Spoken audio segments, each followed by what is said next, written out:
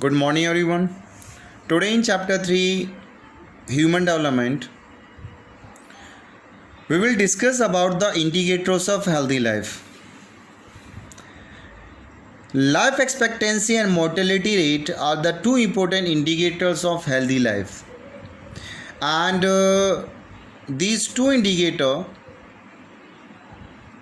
are quantifiable characteristics of a population which researchers use as supportive evidence for the describing health of the population. Typically, the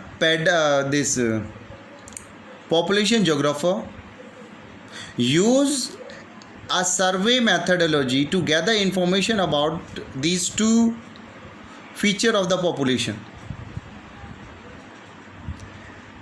Health indicators, these two health indicators are often used by government to guide healthcare policies as well.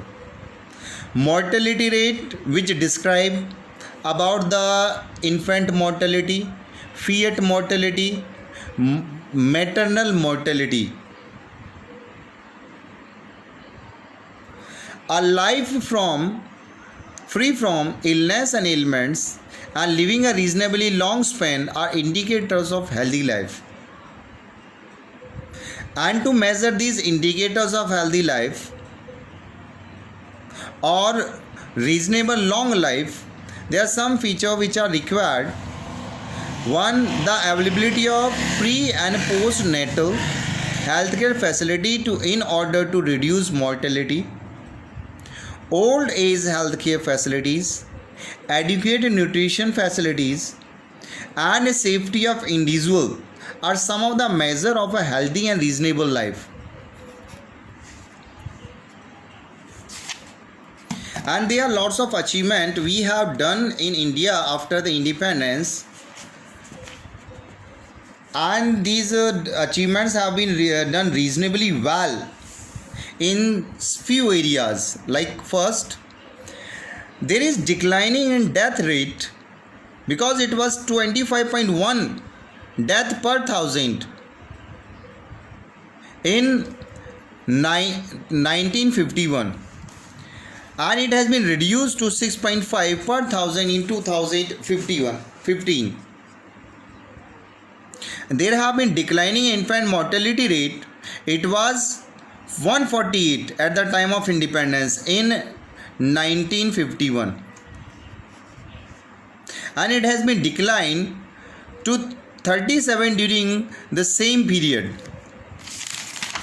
Another achievement we have experienced in the area of life expectancy, which have increased from 37.1 in 1951, it increased up to 66.9 year for the female, and for the male this has increased from 36.2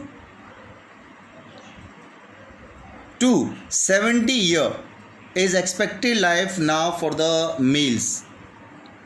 And also in area of birth rate, we have done reasonable well in to bring down the birth rate, which was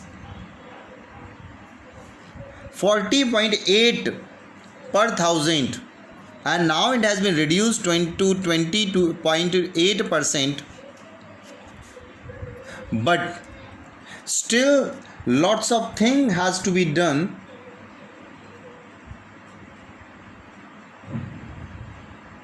because with these all things we are the health birth rate is much higher, and these all the areas are we are not very good in position because there are many developed nations of the world, European country, North American country, Japan, New Zealand, Australia are in better position as compared to India.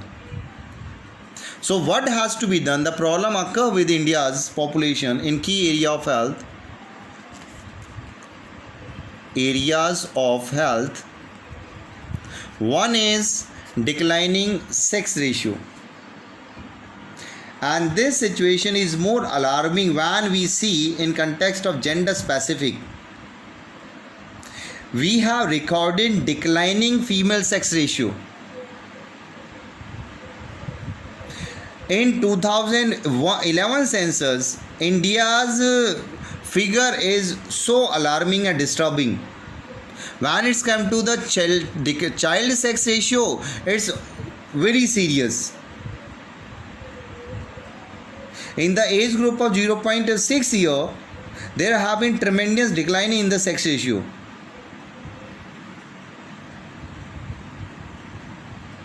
Right? Now, there is one more thing. When it's come to the indicator of healthy life, there is a campaign initiated by Government of India, Swachh Bharat Mission. This is related to the release of toxic and non-biodegradable waste from the industry and urban sewerage and open defecation. And all these things have created a many health hazards. So Government of India has initiated many steps to address these problems, like Swachh Bharat Mission. What is this? What is this mission? According to this mission, a healthy mind lives in a healthy body. And for healthy body, clean environment, particularly clean air, water, noise-free ambience, and hygienic surrounding are prerequisite. Or we can say in gist, the eco-friendly environment is prerequisite for the healthy life. What is happening in municipal waste, industry effluents and pollutant have been generated, but transport, which is the major source of pollution in urban areas, open defecation in rural areas as well as in slums of urban areas is major problem and is a major source of pollution. The Government of India with its flagship program Swachh Bharat Mission have been started, which aims at pollution free environment with the objectives. First objective, making India open defecation free and achieving 100% scientific management of municipal and solid waste. Construction for individual, household latrines, community toilets, seats, public toilet seats are first initiative. Making provision for the supply of clean energy fuel, especially LPG, to all households in rural areas to reduce the domestic pollution. And one more aim or objective behind that is providing potable drinking water to every household to control the spread of waterborne diseases, because large number of people die because of these waterborne diseases every year. So this is one of the important objective of this mission. Promoting use of non-conventional energy resources like wind and solar energy, because when we start using non-conventional sources of energy like biogas, geothermal energy, tidal energy, so we are able to reduce the pollution. Thank you.